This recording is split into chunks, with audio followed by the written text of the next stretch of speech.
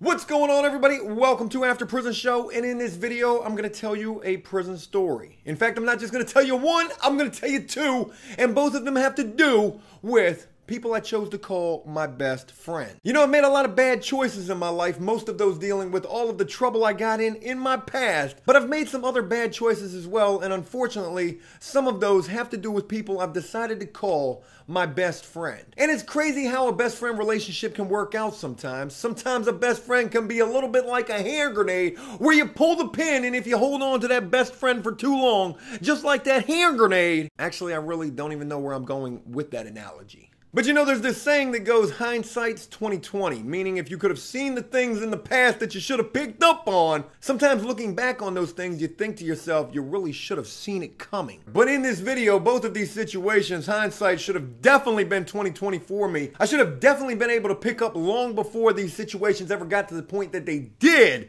that these two people that I chose to call my best friends really weren't at all. And you know, I probably should have stopped calling both of these people my best friends long before we ever reached the final end. So in this video, I'm going to be telling you about two different people I called my best friends who both ended up telling on me. And only in one of these situations do I actually get any sort of vindication where I actually do get the chance to fight one of these guys. And what ends up being the final result of that fight, it's pretty shocking. So with all of this being mentioned thus far, what do you say we just go ahead and dive head first into some good old prison stories? This first story that I want to tell you about deals with a guy that I called my best friend by the name of Josh. And why, for the life of me, I called this guy my best friend for so long, I will never understand. In fact, there were so many things that happened throughout the course of our friendship that should have told me, Joe, this is not somebody you need to be calling your best friend. But I guess maybe it has to do with the fact that I was young, I was naive,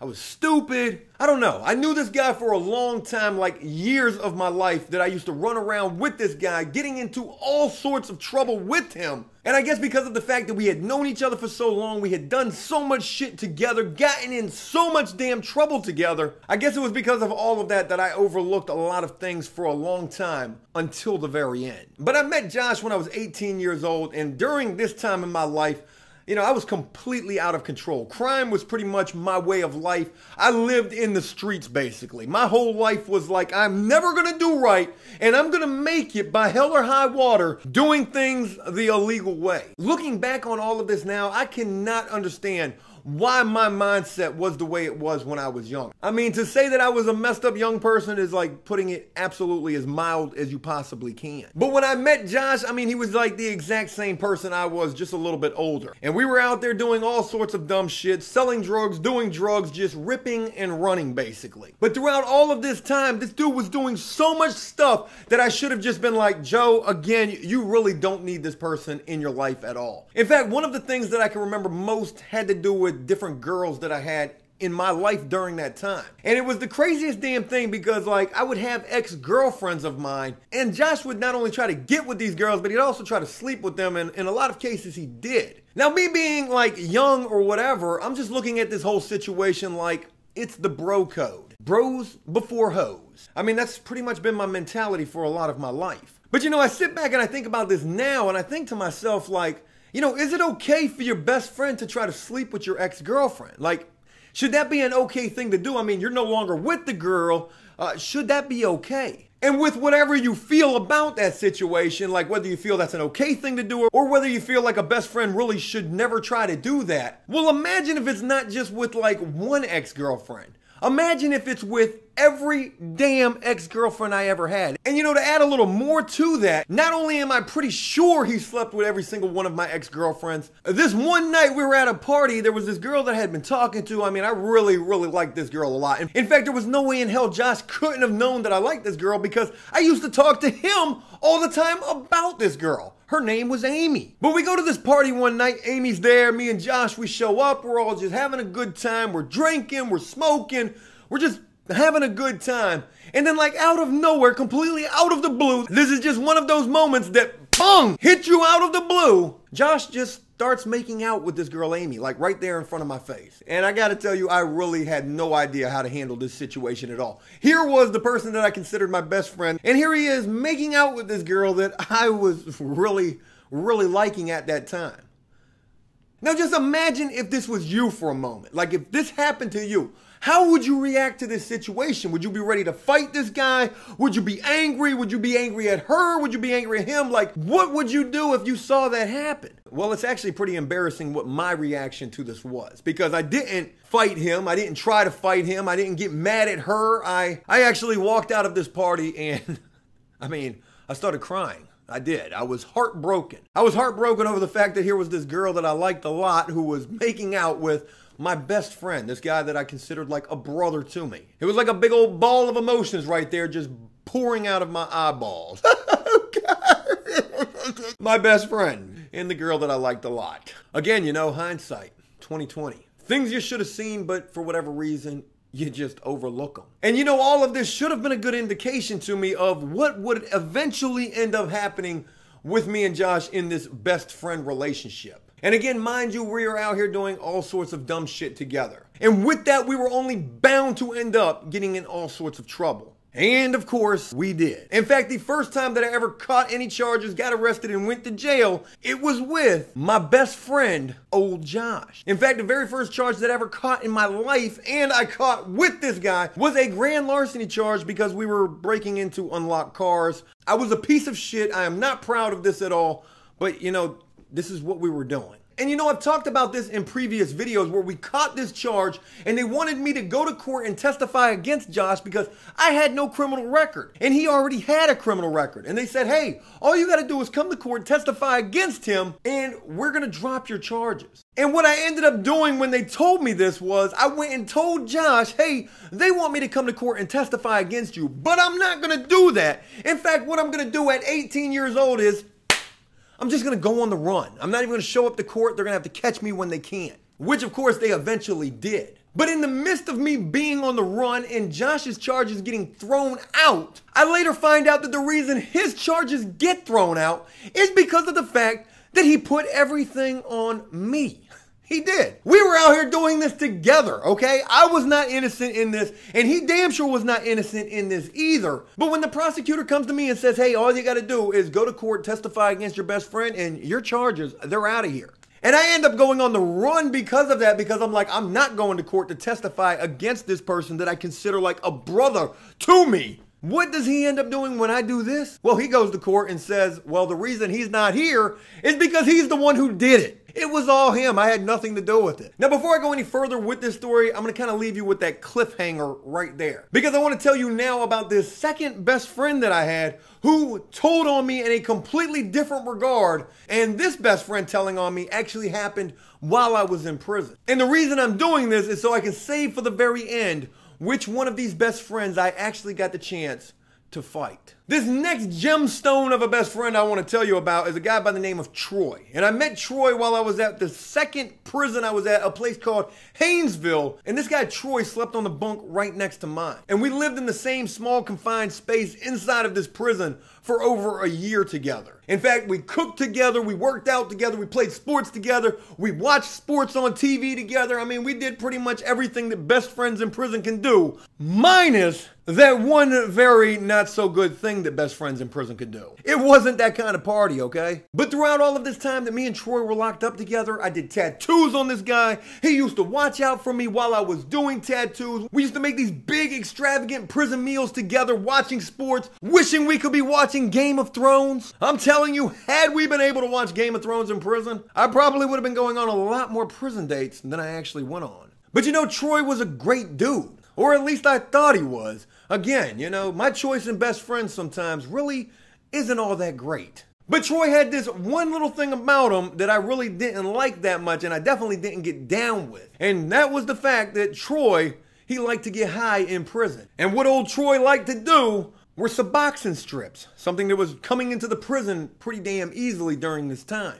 And I need to emphasize this point right here. Like, I never messed with none of that stuff while I was locked up. In fact, that used to scare the shit out of me. All I was trying to do was just get through my time the best way I knew how. And hell, I was already getting in enough trouble with tattooing during the course of my incarceration. I definitely didn't need to add drugs into the mix of that. But looking back on it now, I mean, I realized old Troy was a little bit more of an addict than I had ever really realized. And I guess, again, that's got to do with the fact that, you know, when you consider somebody like a good friend, a best friend, maybe there's like certain things that you might be blinded to a little bit, or your opinion might be a little biased because of the fact that they're a really good friend of yours. So I feel like the only way I can explain like me not seeing just how deeply involved with these drugs in prison Troy was is either because of the fact that, you know, I considered this guy such a good friend that I didn't want to see that, or maybe just as likely the fact that he probably tried to keep me in the dark, especially with what ends up happening at the end of our friendship and how that is basically dissolved like that. And what ends up happening that ends this friendship between me and this guy Troy while in prison is absolutely insane. But this one day, Troy's not even in the building, and I'm in our little living area doing tattoo work on some guy, and all of a sudden I hear the front door pop to the housing unit, and I hear somebody yell, "Floor's wet! Floor's wet!" Which means the guards are coming in to search. Now, where me and Troy's bunk area was at was like toward the back of the housing unit. So it was gonna take these guards at least a couple of seconds for them to get back here. And as soon as they heard another prisoner yelling out, "Floor's wet! Floor's wet!" which some of these guards were hip to being the calling signs that they were in the housing unit and they were ready to search somebody. So as soon as they heard this, they probably started hightailing it a little more and not knowing whether or not it's me they're coming for or whatever. I mean, I'm trying to get the gloves off as fast as I can, take apart the gun, get rid of all of this, hand this off to somebody who takes off with it and they go hide it somewhere else. And that is exactly what I'm doing, as I know these guards are coming in the housing unit, ready to search somewhere and someone. So as soon as I get rid of all of the tattooing stuff, I just stand at my bunk and act like I'm just looking at some papers. Huh. That's interesting. I would have never known. Yeah, these guards came right to my bunk area telling me, "You need to step out into the aisleway." Okay, hey, look, hands up. And I'm not really worried about this at all, because as soon as I heard these guards coming in, I took everything off and apart and gave it to the lookout, and he just took off with it. So I knew nothing was in my area that I needed to be worried about. Or at least, so I thought. As soon as I step out into the aisleway, these two guards, they've got their gloves on and they're ready to start searching. Now you gotta imagine this. I sleep on a bunk right here, Troy sleeps on a bunk right here, and in between this little aisleway where our bunks are at, my locker's right here, Troy's locker is right here. The guards go into our little living area, and instead of going to my locker, they go straight to Troy's locker. Now Troy's out on the rec yard, and anytime the guards want to search your area, you have to be present. In fact, I'm pretty sure that's a real rule. So they have to go out on the rec yard, get Troy, bring him back. He's sitting right there next to me as we're sitting in this aisleway watching these guards tear all through his shit. And when they finally get done searching his area, they don't find anything. I'm thinking to myself, yeah, Troy, at least you didn't get caught with nothing. Well, my little celebration was short-lived, because no sooner do they get done searching his area, they turn all of their attention right there to mine. And again, I've got no worries at all. Joe has absolutely zero worries, because I have nothing that I need to be worried about. Or at least, so I thought. These guards tore through my locker and through all of my stuff the same exact way that they had just torn through Troy's. And when they're finally done, the last thing for them to do is to flip back my mattress just to make sure nothing's under my bunk. And I knew there was nothing under my bunk. Or at least there wasn't supposed to be. These guards flip back my mattress, and all I see is a white envelope laying right there underneath my bunk that I have no idea what that is or how that even got there. And when these guards saw this envelope, probably just as surprised as I am seeing this envelope, wondering what exactly this is, they open up this envelope, look inside of it, close the envelope back up, and tell me, "Guerrero, go ahead and put your hands behind your back. You're going to the hole." What in the hell am I going to the hole for? What is in this envelope? I haven't even seen this envelope before. And you know, the entire time this is taking place, Troy,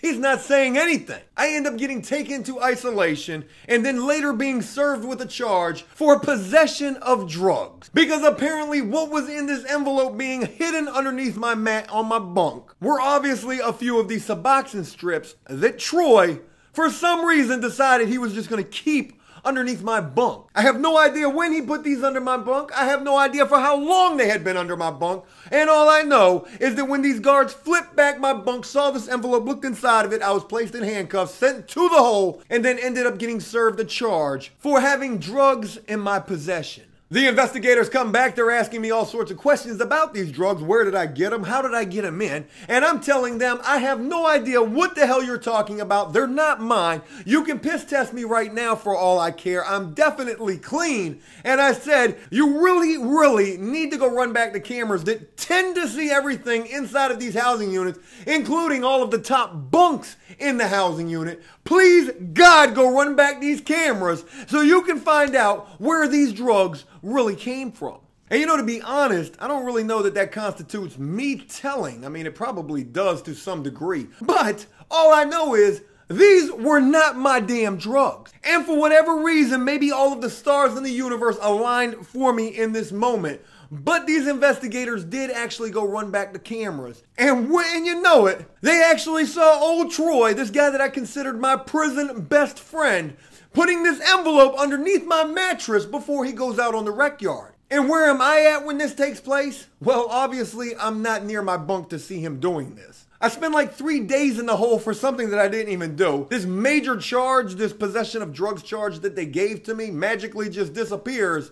And I'm released from the hole with no charges, only to find out later that Troy himself is sent to the hole, given this same exact charge, and then shipped off to a level 4. You know, I have no idea why this guy would put this envelope with these Suboxones underneath my mat. I don't know if he was trying to get me jammed up or if maybe he was just trying to keep them there to keep the heat off of him a little bit, thinking that maybe if they go to search his area, they won't find anything, and they're also probably not going to search my area, which is exactly what the hell happens. Now, with mentioning this story about this best friend, I mean, it's obvious that I don't ever get a chance to see this guy again because they ship him off to a major after this guy basically plants drugs underneath my bunk when I'm not even around. Had I had the opportunity to see this dude, I'd have fought this dude. And this guy was a hell of a lot bigger than me, but I'd have had to fight him for this. Win or lose, and most certainly I would have lost because of this. I would have had to have this guy if I ever had the opportunity to do so. So with telling you all of that,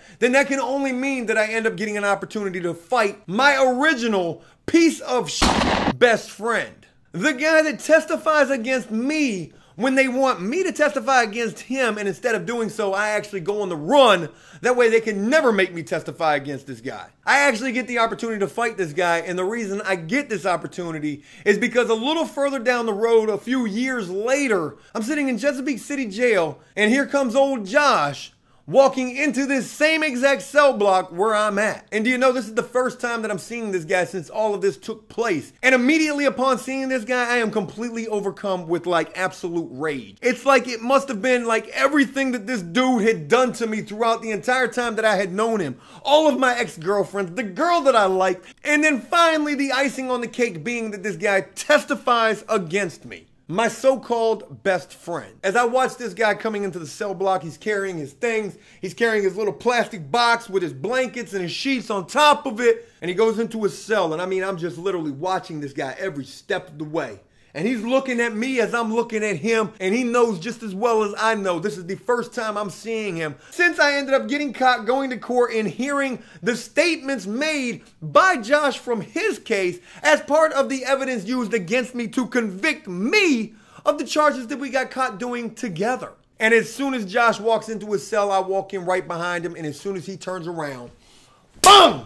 And we get to fighting right there in the cell. And you know, to think back on this, I thought throughout the entire course of our friendship, if me and Josh had ever gotten into a fight, I always thought for some reason like he would beat me in a fight. And it wasn't because he was any bigger than me, but I just always thought he was a little more crazy than me. Maybe I thought he could fight better than me for some reason. I mean, throughout the entire course of our best friend friendship, he surely acted like he was some tough guy. And who knows, maybe he really was. But all I know is I was fighting this guy with more than just my physical ability. I was fighting this guy with my heart. And it was during this fight right here where I actually beat the shit out of Josh inside of this cell no sooner than he walks into this cell block. It was during this fight that I learned it's hard to beat a person in a fight when you're fighting their heart. You know, sometimes best friends can be like hand grenades. Sometimes those relationships can be the most unstable thing in the world and can end up blowing up and blowing you to absolute smithereens. I'm telling you, I really need a better analogy for this. You know, sometimes best friends are like... Any takers? Hey, look, that's it. I hope you enjoyed this prison story, and if you did so, it was 2 prison stories actually. If you did so, please leave a big old like and a comment letting me know exactly what you thought about them. As always, until next time, enjoy life, the free world, never take a moment for granted, and always pay attention to who you consider your best friends, especially if there's a lot of red flags being raised throughout that friendship, and make the most of every day.